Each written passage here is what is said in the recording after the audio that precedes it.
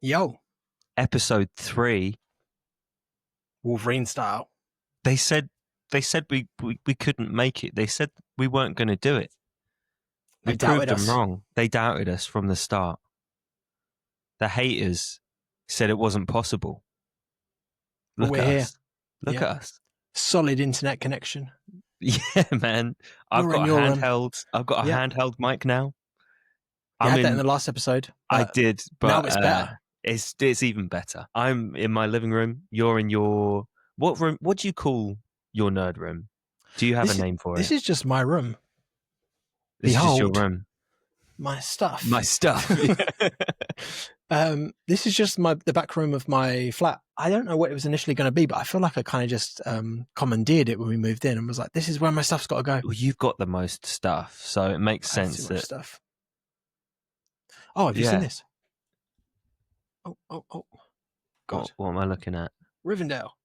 Yeah, dude, I saw it when I was at yours. Oh, yeah. Sorry, It is so sick, though. It is very cool. I've got the Deku tree from Zelda that I'm building at the moment, which is pretty cool. Oh, nice. Yeah, I it's didn't awesome. even see they did that. Yes, it's a 2-in-1, right? So it's got the Breath of the Wild Deku tree, and then it's got the Ocarina of Time. That's sick. The tiny little Link with the Ocarina. Oh, hell yeah. I don't know if that's going to focus anymore, but yeah, look. That's better, yeah. Awesome. I mean, Lego just know what their fans want, really, now. Yeah, just adults with a ton of money. Mm-hmm. I was just showing you my Lego Batmobile. I've got 2 of them. I've got animated series Batmobile behind me. I'm going to show it off now. Yeah. Try not to break it. Got the animated series Batmobile, and then I've got, of course, the Batmobile from the Batman 2022.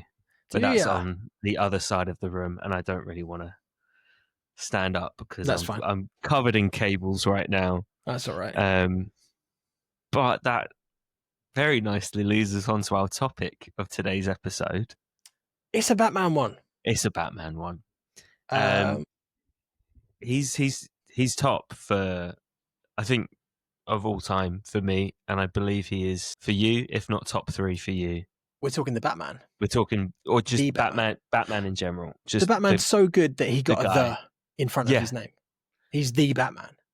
Yeah, he doesn't even have like an adjective before it. Yeah, he's just the Batman. Yep, just to be told. Yeah, he's my favorite Batman of all time. Yeah. To me, it's not even close. And I know people will be absolutely raging at that. I remember seeing the trailer for the Batman. It was when they were doing that like DC event or like a Warner Bros event or something. And it had, something in the way was like in the back. And it ends with that scene of him in like the train station. He's like beating the guys up. And he's like, I'm vengeance. Then I was like, oh, okay. Like I've never actually cared. I guess we were talking about this before. I've never really been a DC guy. No. I was never like a Superman guy. I've never really been a Batman guy. But this was the first one. Was like, oh, okay, this looks like it's a bit of me because it's dark. Mm-hmm. That's such a shite way to explain it. It just felt grounded, and I liked the fact that it was Robert Pattinson because everyone else was like, why are they getting Robert Pattinson to play Batman? Blah, blah, blah, blah, all this crap. Like, oh, he's just a shiny vampire from Twilight. Yeah. They did the same with Heath Ledger. Heath Ledger was a rom-com actor. Ain't it? They shot on him. They done the same with Keaton. Yeah. So ignore the naysayers. I was like, I'm going in. Me and George went midnight screening in Leicester Square Odeon. And maybe 5 minutes into the film, I just knew. I was like, I'm fully in. Like, I think we're not going to do an in-depth review of the film, but we could.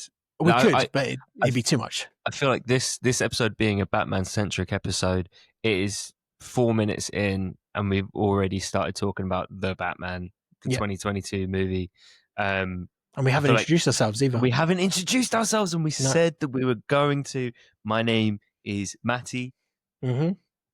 I am the Batman. No, my name's Harvey. I'm Vengeance. Vengeance. Nice to meet you. Yeah, I like to wear my trunks on the outside. On the outside. Always. Although he doesn't in this film. And I'm fine with it. I'm okay with that. This is, we're picking up on all the topics right at the start.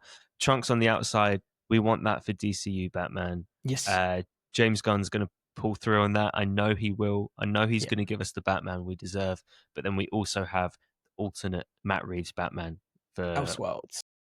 Elseworlds, yeah, exactly. And but not in like a multiversal way, because God knows I'm sick of multiverse stories. But we've just got two different versions of the same character telling two different stories at once, which is what happens in comic books all the time. You have different comic book runs with different styles. Yeah, and what you said, it is dark, as was some other Batman iterations, but this one is dark, grounded, but keeps the kind of gothic aesthetic. Yeah, which I feel the Nolan hate is coming in fresh on this episode. Damn. I don't hate them, but they're not for me. They I'm have in the same boat. Yeah. There's some cool things about them. They're kind of grounded, but I feel like they're too grounded. It doesn't feel like Gotham at all in those movies. It just feels like Chicago. Yeah, and it's not. It's a bit too futuristic for the time as well. Yeah, which and always throws me off.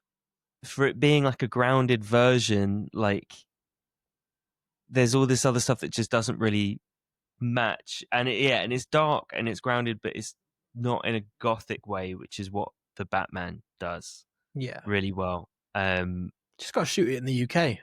Yeah, that's what they did for the Batman. This place sucks. Yeah, we've got the bleakness for it. For me, like I was saying earlier, I think the second that I knew that I liked this film was when you first see the Riddler in that opening scene, and it's playing was it Ave Maria? Oh yeah, that and it's is it the mayor that gets killed? Yeah, he's like watching the TV and stuff, and he's like flicking through the channels, and then he turns the TV off, or it like goes to an advert or something, and he walks to the right, and standing right behind him is the Riddler. I was like, what? Like, that is terrifying. That is something out of a nightmare, to be in your home thinking you're safe, and right behind you is someone that's there to kill you. Like, that is so terrifying. And then how it skips from that, and you get to kind of see through Batman's eyes a bit as he's walking through the corridor, and all the policemen are just kind of looking at him like, oh, this guy's a freak. Like, no one likes him at all. And there's that glance between Batman and the mayor's son. Yeah. And he just knows straight away, like, he's now got an instant connection with this kid. There's no words exchanged or anything, but, Bruce Wayne lost his parents at a young age. That kid's now lost his parents at a young age.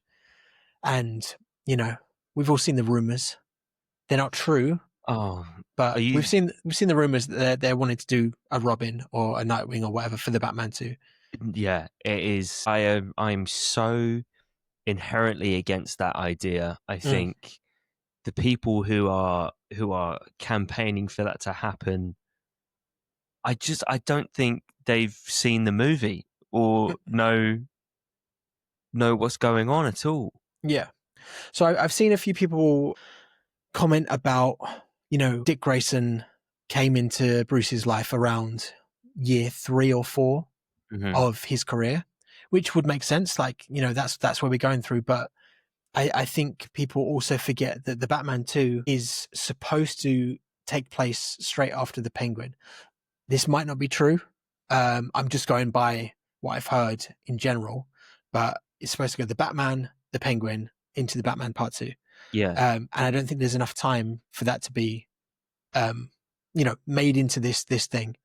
I also think that if you're going to introduce a Robin, it needs to be in the DCU, because we may not get many more of these Matt Reeves Batman films. Yeah. And I don't want them to waste a good casting that can be used for the universe of DC films that James Gunn is creating.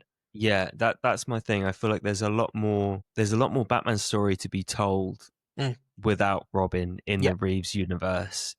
There's so much more to explore. There's so much set up in that first movie that I think would all just get pushed aside if they introduced Robin. There's different growth inside of that Bruce and Batman that needs to come before he starts mentoring a kid. And also, I just don't think it fits in with that character. I mean, no, not yet anyway. Not yet, and he's cocky and like abrasive in the first one, which obviously he's going to grow from in this next one. Yeah, and he's going to learn to become, more of a symbol and more of a Bruce Wayne. But I just think there's so much more to explore in that. Whereas in the DCU, we've established the first Batman movie is going to be The Brave and the Bold, which is him with Damian, which is his son, which is like the fourth or fifth Robin. So fourth, yeah. Oh, yeah. Dick Grayson, Tim Drake, Jason Todd, Damian. Yeah. I don't know if I feel like there might have been another one that was there for like not that long, but he's not one of the main ones.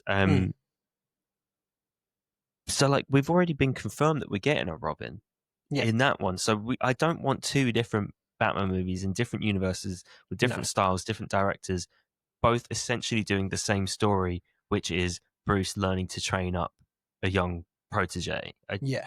Which also leads me on to another point. The people campaigning for RPATs to be the DCU Batman. Again, I don't see how people can want...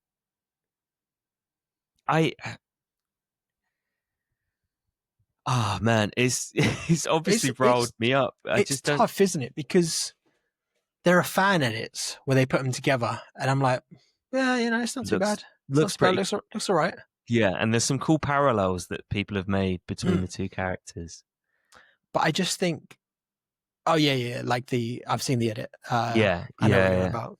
I just think if we're to get, we know Batman's in the DCU. He's been establishing Creature Commandos in that one little scene where he's there.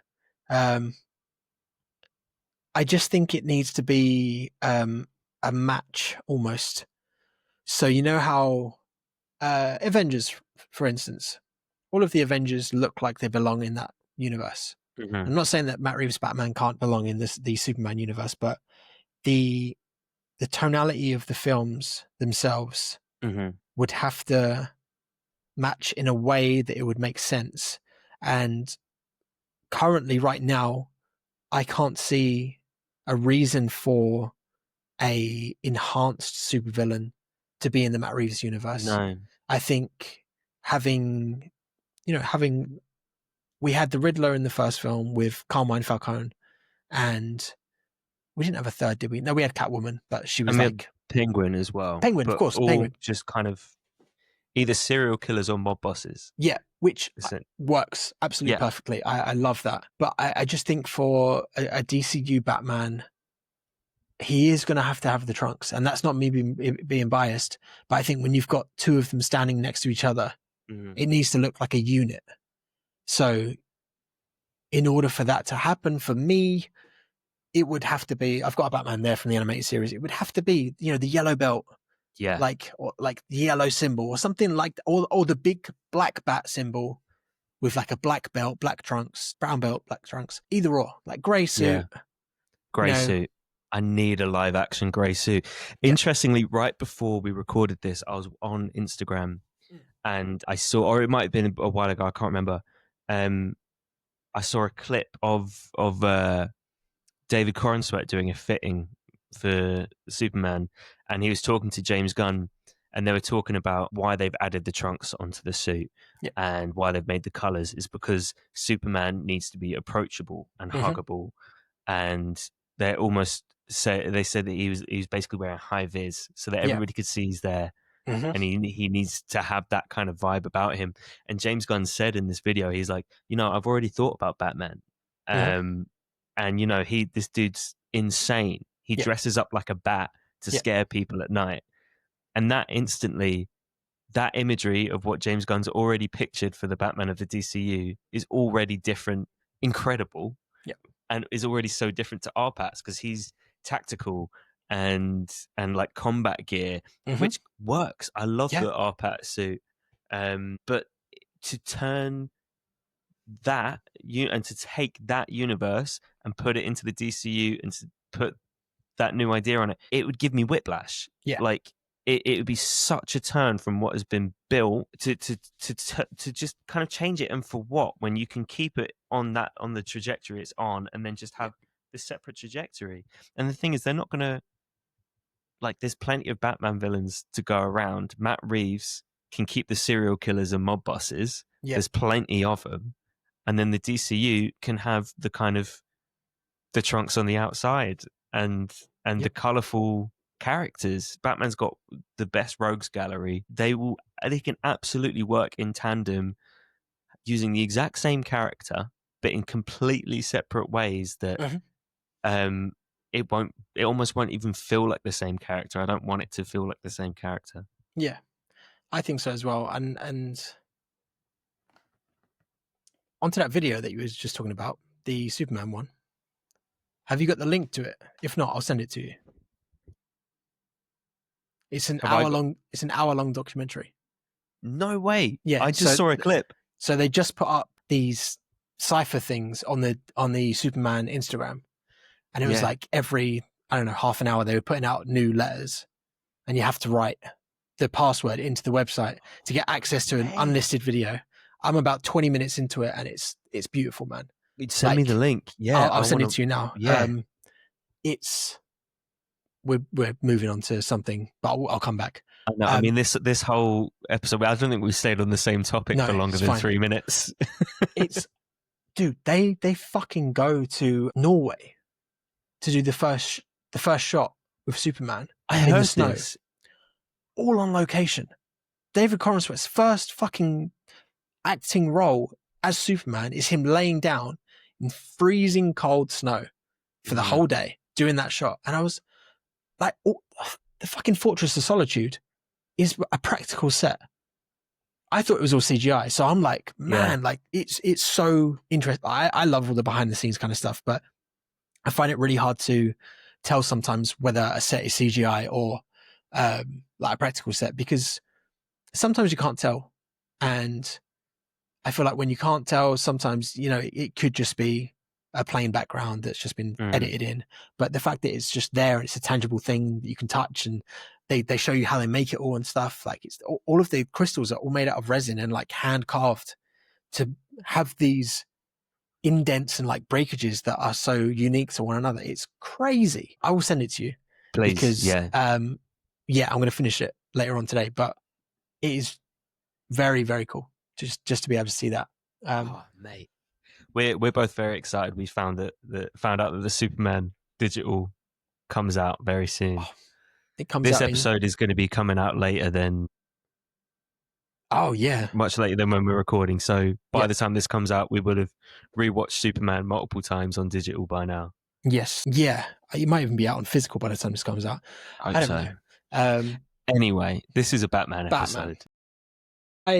In the second Batman, so obviously production is it pre-production has started on the Batman 2? I think the script has been finalized. I heard that they're not starting filming until next year. Okay, fine. And then for a release, 2027 release. Right. I would like to see them stick with I know it's a deleted scene from the first Batman. I would like them to keep Joker inside. I don't want him to be a villain, but I want him to be the person that Batman goes to for information. I love the idea that it is his nemesis, but he still has to go to him and be like, what do you know? What can I use to defeat this person? I really like that. It's very Silence of the Lambs. Yes, it's exactly like Silence. It's very also cool. I think it's Long Halloween. Batman, Calendar Man, is in prison, and Batman repeatedly goes to him. And I like that, and I like that. I agree. I hope they continue with that direction for the Joker. I'm sick of him being the center and the only Batman villain. He's been.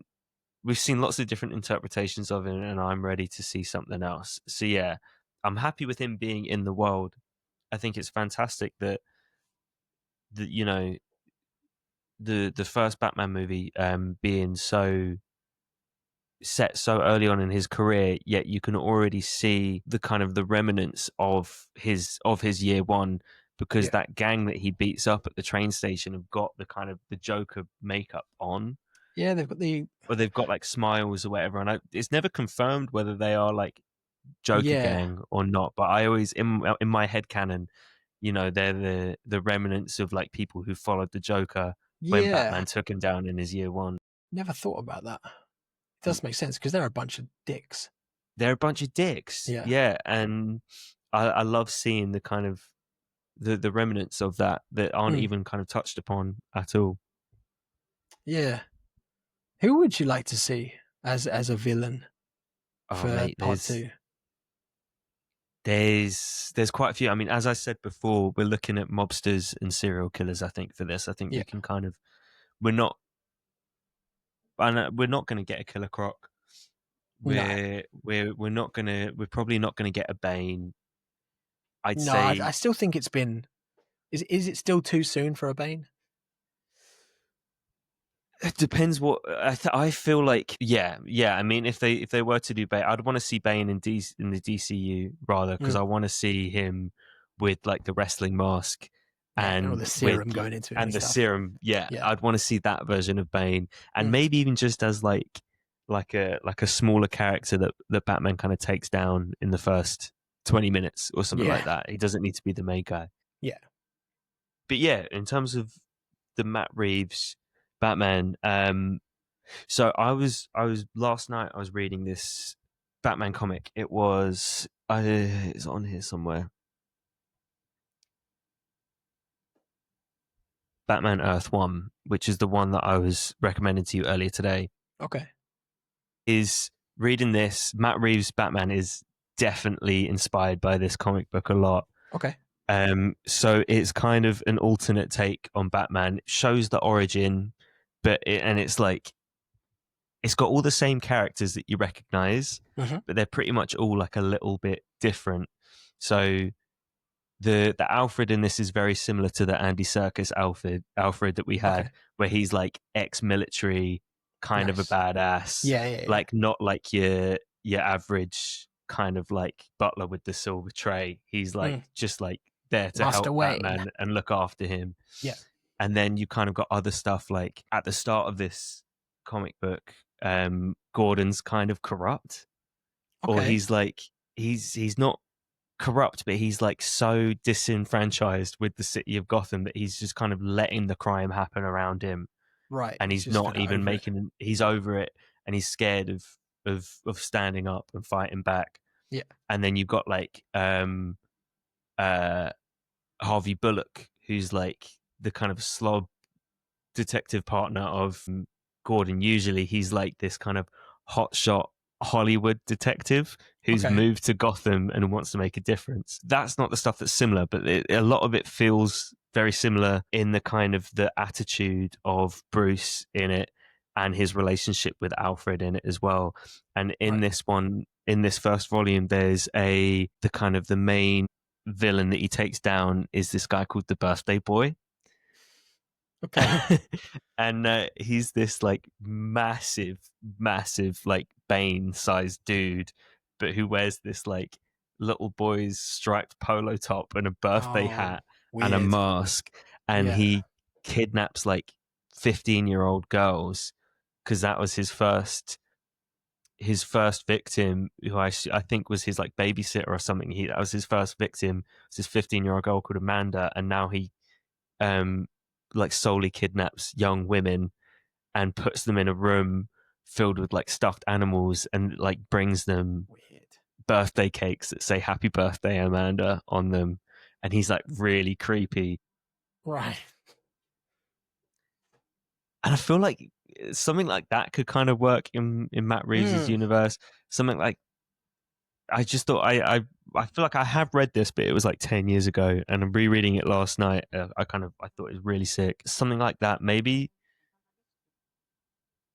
Or if you want to go for like a more well-known one, like Professor Pig, I think would be really cool. Okay. I don't know Professor Pig. Professor Pig, I don't know a lot about him. Google him. He's creepy as hell. I would like to see the Court of Owls. Yeah. Well, I definitely. Is it too early? And like, that was the first. I think that was the first Batman comic I read. Was the Scott Snyder who wrote it? I think I've got it behind me as well. Let me check. That was the first. Scott Snyder, Greg Capullo. Yeah. Yeah. I'm pretty sure that was the first one I ever read. Oh yeah, because you weren't a DC guy. No. Yeah, man. It was the Batman that made me get into Batman as a whole, like properly. Yeah. It was just it done the same thing that Spider-Man did for me, for Marvel. That was just 20 years earlier though. Yeah. So obviously I knew about the Batman. I'd watched the Tim Burton films and all that kind of stuff, watched the Nolan films, but none of it had ever made me want to be like, I'm going to pick up a comic book and just dive in.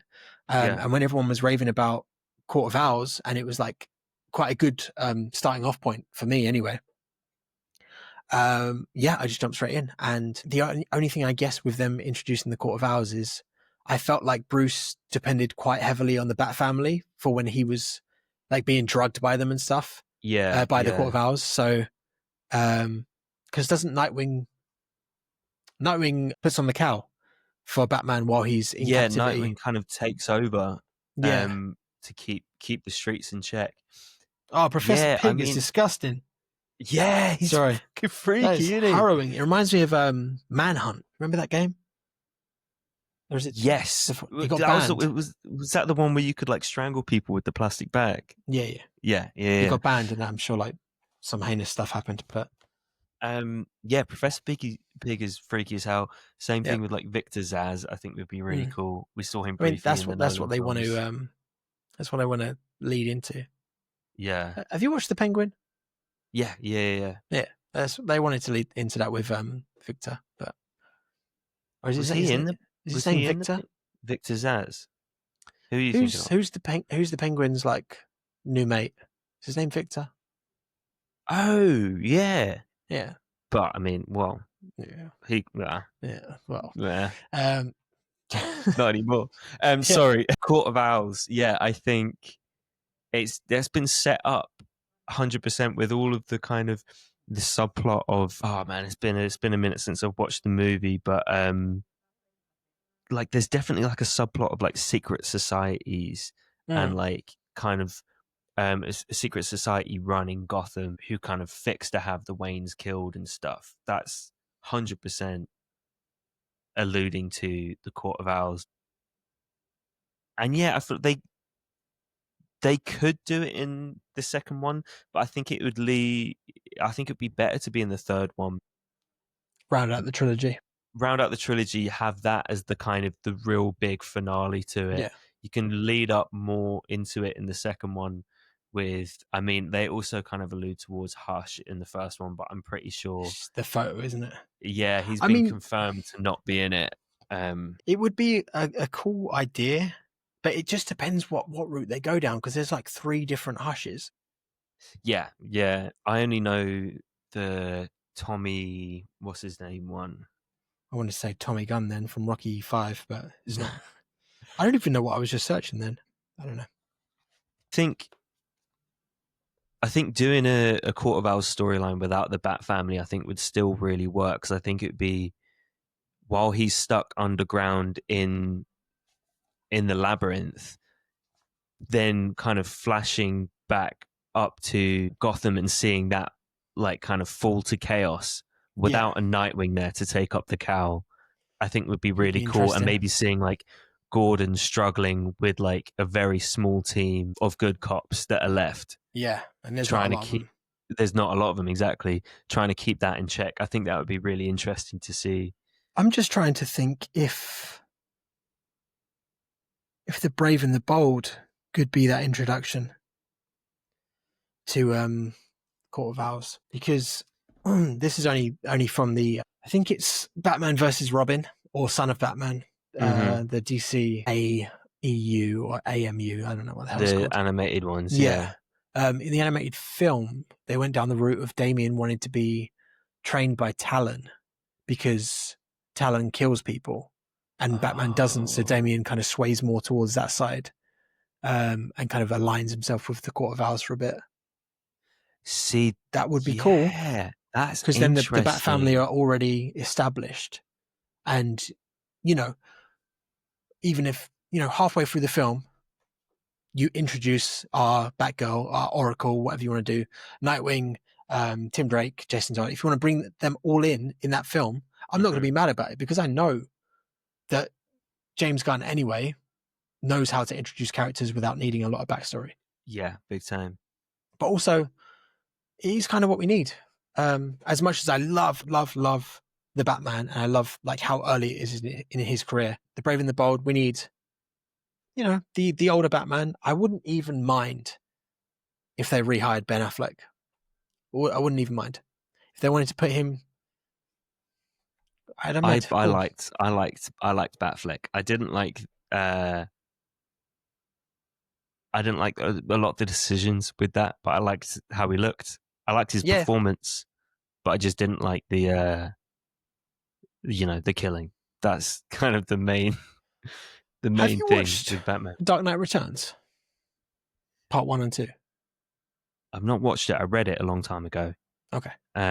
So like I know the kind of what they were doing with that, but it's just a lot. It's just taken from that. Yeah.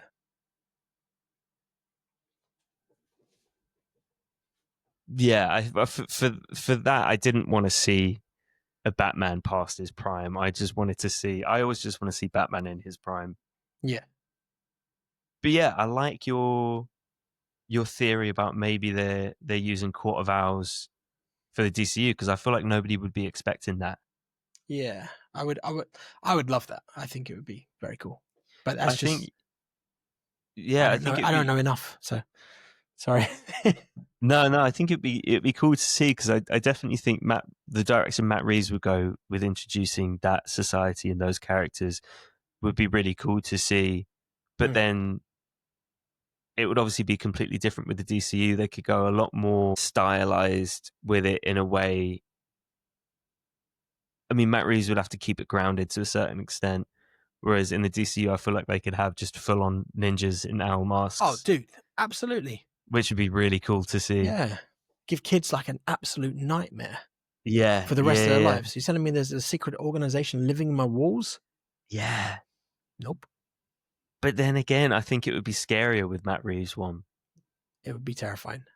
But they could do a really good Scarecrow. Matt Reeves? Yeah. It could, infiltrate the Drops game. Yeah. Serum. Ooh, terrifying. That would be great. I mean, Scarecrow's one of my favorites.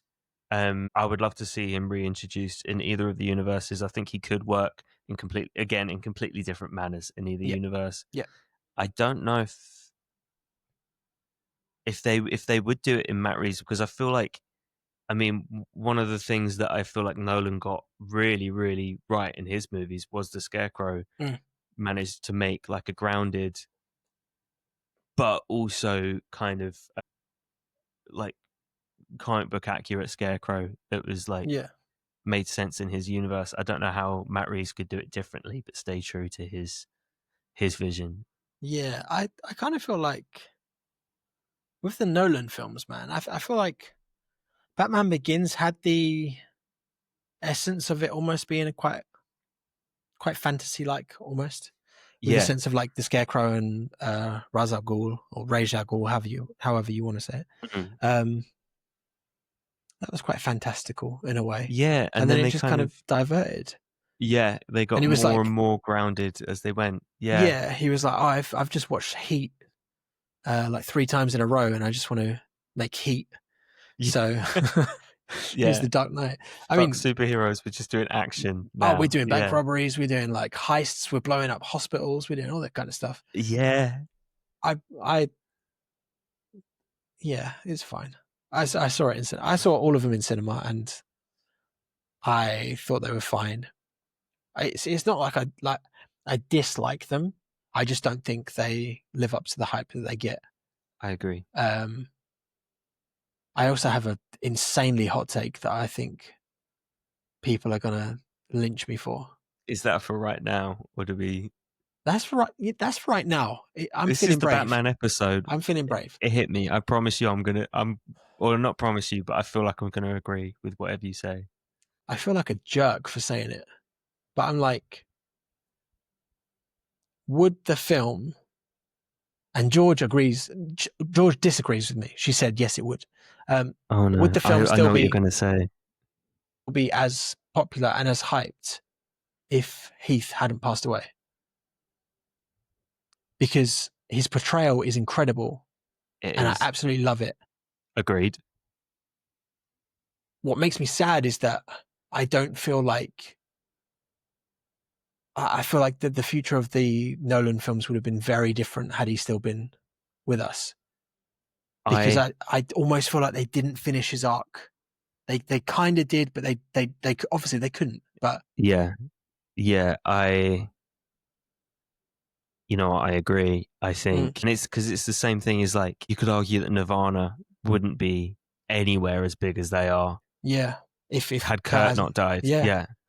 I think it's a horrible subject. It's a horrible subject, and let's not delve too deep into it because we want this to be like a happy place. But yeah, I do think you're right, and I think if you look at that Nolan trilogy, he's absolutely like one to bring characters back. Cillian Murphy appears in all three movies as Jonathan Crane. I'm trying to think if there's other instances of reoccurring villains. I think the guy who plays Joe Chill comes back a couple times. So yeah, I feel like I read somewhere that the Joker was supposed to be in the third one.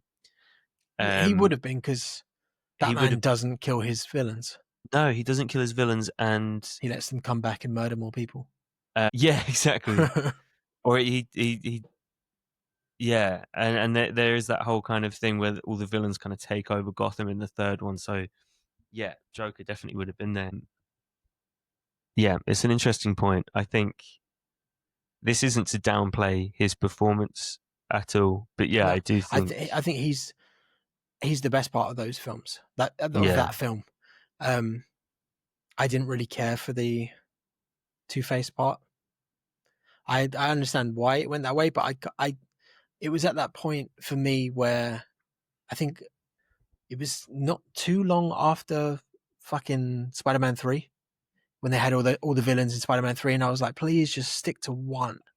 I was just gonna say, I really liked the addition of Two-Face because it felt very kind of, that actually did feel very true to the comic. When I rewatched that movie last year, I felt the kind of characterization of Harvey Dent was really cool. But I wish they'd just done like a whole movie on it rather.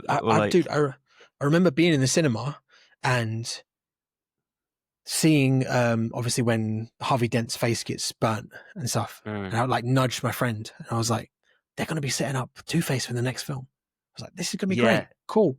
And then the film just kind of kept going and kept going, and I was like, oh, they're just, but they're like, they done the Marvel, right? They done the Marvel thing. They got a good villain, they killed him off in the one film that he was in. Yeah. That always annoys me, man. Like, and was that technically Batman's first kill in the Nolan films? Doesn't he let him go? No, because he protects the kid. He protects the kid. Yeah. He also technically kills Ra's al Ghul because he goes, "I'm not going to kill you, but I don't have to save you." Yeah, or something, it's and then he like thing. glides out. Yeah, so it's like, well, you can call it what you want, mate, but yeah, you just murdered Liam Neeson. Well done. Yeah. What do you think of his voice? It's awful. Yeah, I don't like it. It gets worse every movie. It does, doesn't it? In the first one, it weren't too bad. The first one is like, the first one's fine. You know, as we said, you know, the first one is like probably my favorite one out of the series because it's kind of the most fantastical and comic book. You can understand what Batman's saying, but the third one, it's like becomes a caricature of itself. Yeah, he sounds like that comedian. I think he's called Pete Holmes, and he done like a Batman character, and he just like, he sounds like that comedian doing the impression of Batman. And people always like bring up how hard it is to understand what Bane's saying in that movie when actually Christian Bale is just as bad. There's loads of things that he says, and I can't remember any of them. But I remember when he's like, could be something as simple as putting a coat over a child or something like that. But it's the way that he goes. It's the way he moves his mouth. Yeah, and he's like, looks like that. You couldn't wear the mask. I don't know. Swear to me. Like, I don't know. It never felt Batman to me, like the way that he spoke. And this is not being a dick to Christian Bale. I think Christian Bale's a great actor. I just didn't like his voice. Sick actor. It was just, somebody should have called it. Where's the Trevor? Where's that Trevor? Yo, Christian, fuck you doing? Why are you talking like that? Rein it in, man. You weren't talking like that for the last movie or for the one before that. So I don't know where this has come from. Yeah. No, we've just had a lovely summer off. You know, we're back now. He's been in his room, like perfecting the voice, like justice. And then you get a film like The Batman that opens like Watchmen for me. Yeah. When he's like, the first line of the film is Thursday, October 31st. Yeah. And I'm like, I'm in. Rorschach's journal. That's what it feels like. Yeah. Yeah, it is. It feels very, and even the way it's shot feels kind of Zack Snyder-ish. Like they kind of take the best. Because I love Zack Snyder as like a visual director. Dude, I love 300. I love Watchmen. Yeah, same. He loves a slow-mo. And I love a lot of the visuals in his DC work. Mm-hmm. I just don't like what he did with the characters. But I think as a visual director, I think he's fucking so good. Yeah. Matt Reeves kind of, does that. The look of Gotham is like, doesn't look like a city I could go to. It looks like Gotham City. Yeah. You know, it's dirty and disgusting and it's always raining. Perfection. And it's scary and back to the Batman, man. Back to the peak. The actual goat. I feel like it's just so.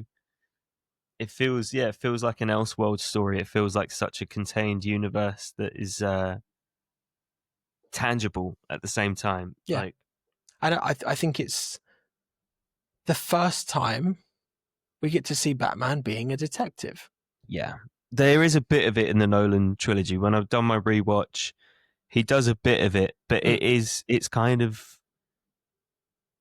Oh, when he's like doing the bullet in the drywall. He does the bullet in the drywall, cool. And there's some of it in Batman Begins as well. So like for a long time I was like, oh, those movies are shit because he's from Detective Comics. He does a bit of it, but like the Batman, he feels like I don't know. He feels like it's like a noir detective movie. And the Batman doesn't get a leg brace and kick through a wall. No, he walks through the crime scene and that hallway scene. Yeah, every cool character's got a hallway scene. But for the Batman, when he's walking down that dark hallway and all you see is the muzzle flashes. Yeah, all practical. That bit, yes, all practical. So sick. And the bit with the car when he's upside down and the camera is upside down and you see Batman walking towards Oz. Mm-hmm. And he just peers his head down like, oh man. This and then you go. No, I'm just gonna keep creaming over the Batman. Well, yeah, there's so many good action bits, but then I will say the one minor downfall of the movie is the kind of the final action set piece feels really kind of out of place. Oh, in the where are they, in the stadium? Or there's like a stadium thing, the floods, and it's because it was kind of shoehorned in by the studio. Matt Reeves had written this all, had kind of written it and finished a lot of it, and the studio was like, "Where's the big fight at the end? Yeah, where's the big finale? There has to be a big fight, a big finale at the end." And he's like, "Well, no, there isn't." He kind of does this and does that, whatever. So he kind of added in that bit at the end. And I don't hate it. It does just feel very different. It does kind of, it turns a bit like, it looks a bit like kind of the Arkham games, which I'm not opposed to. They're my favorite games in the world. 10 out of 10 games, all three of them. I've not played Arkham Origins, It's okay. Yeah, it's all right. okay. Yeah, if you like the other ones, you'll like that. It's kind of not does some stuff that the other ones don't do. Yeah, I think those games set the bar for superhero games. Yeah, I think it did something that no one else had done, that free flow combat before, where you but could like bounce between people and shit. I was That going was to say really also cool. just for like combat in like games in general, to have that kind of that counter move stuff. We've tangented again. I don't think we have. We're still on the Batman. We are still on the Batman, but Just in the Arkham. Do you have any Batman comics to recommend? I don't feel like we've kind of spoken. There's not really much to say on the Batman 2 right now. It's all speculation. We are just coming up with ideas. Other than, we want it to kind of stay true to the universe it's already built, and not kind of make a U-turn into something else. Yeah, in terms of comic books, I mean, like the classics, the actual kind of, I consider them almost classic literature. You've got, like, I'd say your top three are Batman Year One, Long Halloween, and The Killing Joke. I'd say that's your holy trinity of Batman comics. Gotcha. Year One, I think, influences the Nolan trilogy quite a bit. Long Halloween is more like the Batman. It's complete detective comic book with, Two-Face, Calendar Man, Catwoman as well. I think you got Riddler and maybe even Joker in there as well. And then The Killing Joke is a really short one. It's kind of fucked up in parts of it. I've read The Killing Joke and watched the film. We've spoke about the film. Yeah. With the weird Barbara Gordon bit. Yeah, I think did we speak about this on or off air? No, off air. I think we spoke about it before. Yeah. It was, Why did they add that in? I said it off air, I'll say it here. It's fucked up how they use Barbara Gordon. She's basically just gets handed around the Bat family. Yeah. Like, all of them have dated her or had relations with her at some point. It's like, just get a different female character, please. Leave Barbara alone. Yeah. Although in the comic books, in the Nightwing comic books, she's currently very happy with Nightwing. So love that. Keep love that. Her and Dick together, perfect. But then she's been with Tim as well, and now and in the animated they're trying to put with Batman. It's just like, just stop it. Yeah, just stop it. Although I do like The Killing Joke's not my favorite Batman story. I do like it. I really like the idea behind it, where there's a quote that the Joker says, and he says, all it takes is one bad day. I think it's like to send someone crazy or something. And I think it's true. I think your life can change in an instant depending on what happens to you. And I think you understand how villains are made, because all it takes is one bad thing, and then suddenly, you're almost radicalized into this mindset of just thinking like everything is bad and I need to do this thing. And he's insane anyway. But yeah, I love it. I think that's such a great, it's not even a great message. It's just a great statement that you can be a good guy one day. Like in the Nolan films, you can live long enough to die a hero, or you can die a hero or live long enough to see yourself become the villain. That's a really cool line. I'll give you that one.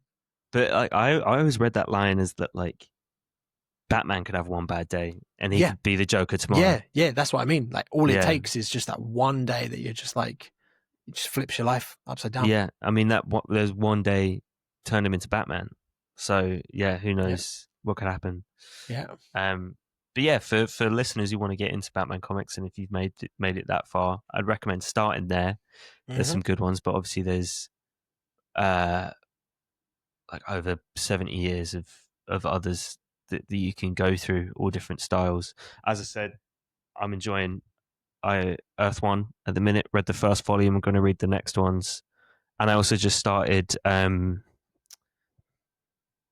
this one as well. Batman and Son, which is I don't know if it's the story of Batman meeting Damian. I don't know if it's the first ever appearance of Damian or if it's just a retelling of him meeting Damian for the first time. Mm-hmm. But it's really interesting. This one's good.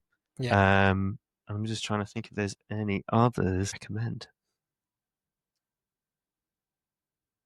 I think I would just recommend a TV series, and that is Batman Beyond. Yes. That came out at the right time. I was young. It was like the new cool futuristic thing. In the UK, it was called Batman of the Future. Yeah. And everywhere else, it was called Batman Beyond. Basically a story of an older Bruce Wayne reluctantly taking this kid under his wing to become the next Batman in a very... is it almost like retro-futurism? Yeah, I'd say it's kind of cyberpunky as well, though. Yeah. I love it, man. It's so cool. So good. I need to rewatch it. Yeah, I'd say watch that. I love it. I bought the Blu-ray box set a couple of years ago. I remember watching Return of the Joker, the film. Awesome. So I guess I was introduced to Batman a bit earlier. Yeah, just by animated series rather than books. Yeah, but I mean that's how I. That's how I start. That's how I became a Batman fan. It was the animated series as well. Again, another great recommendation. Yeah. Especially the animated movie Mask of the Phantasm. Yeah. I think it's probably, other than Matt Reeves as the Batman, it's probably my other favorite Batman movie ever. Nice. Mask of the Phantasm. Yeah. Mine is Under the Red Hood.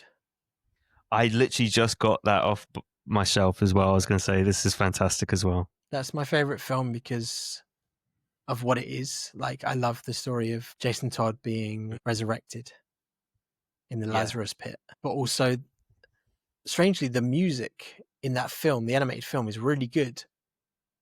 And I don't know what it is. There's a part where where Nightwing joins Batman and they're fighting on the docks.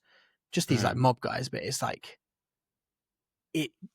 We were talking about emotion in the last episode. It hits you there because you're like, this is Batman and Nightwing, and they're doing their thing, and it's like it's got that hopefulness to it, but then it quickly diverts into business time kind of thing.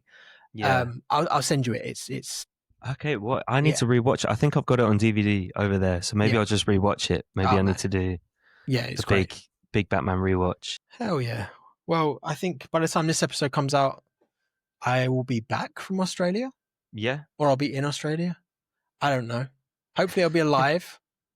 And I hope so. You haven't been beaten up by a kangaroo or anything. Hopefully I'll be alive. We can do some more episodes. Yeah, nice. And yeah, what's your favorite Batman film? Leave it down there. Yeah. Yeah, let us know. Do you agree? Do you disagree? You are allowed to do either of those things. We're not saying this is truth or fact. We're saying this is what we think. It is what it is. It is, and that was a walkthrough of all things Batman that we enjoy, but mostly just Matt Reeves is the Batman. Just us, like just saying how much we love the Batman. Yeah, that was. Yeah, I mean, that's it. I don't know what else to say. That's the episode. We've had enough. We didn't even mention Keaton. I don't think. Oh no, we didn't. And how your dad doesn't let you watch them.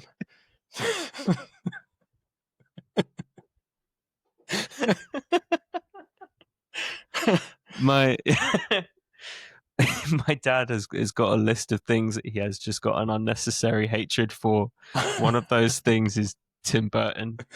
Why? Honestly, I think it's because of the Batman movies that he made. I think my dad's a massive comic book fan. He's the reason why I'm into comic books. And I think maybe he didn't like the movie. I don't know if I think that might have been the origin of it. So basically when I was a kid, he just like banned anything Tim Burton from the house. So I didn't actually see the Tim Burton Batman movies until I was like a full grown adult. And they're okay. I like some of the aspects of them. I like the kind of silliness of them. But Catwoman, man. Michelle Pfeiffer. Come on. Fucking Danny DeVito. as the Penguin. Incredible. Yeah. I think, yeah. Even Nicholson as Joker. Even Nicholson as Joker. Even all of the goons and like henchmen in those movies are all fantastic. Mm-hmm. All of like the kind of set pieces are really cool. The costumes are gorgeous, apart from Batman's. He's got no neck. Awful. But yeah, one tiny mention of Keaton at the end. Didn't mention Clooney or the other one. Kilmer. I like Kilmer. Yeah. I like Kilmer. Yeah. Thanks for watching. If you've enjoyed what you've been listening to, I don't know, good for you. Yeah, man. If you didn't enjoy it, let us know why. Yeah. You know, genuinely, that's like we're kind of new to this, and we want to know what's good and what's not good. So we'll take it in, won't listen to any of it, and just keep doing what we do. Absolutely. All right. Thank you for watching. See you in a bit. See you later. Peace.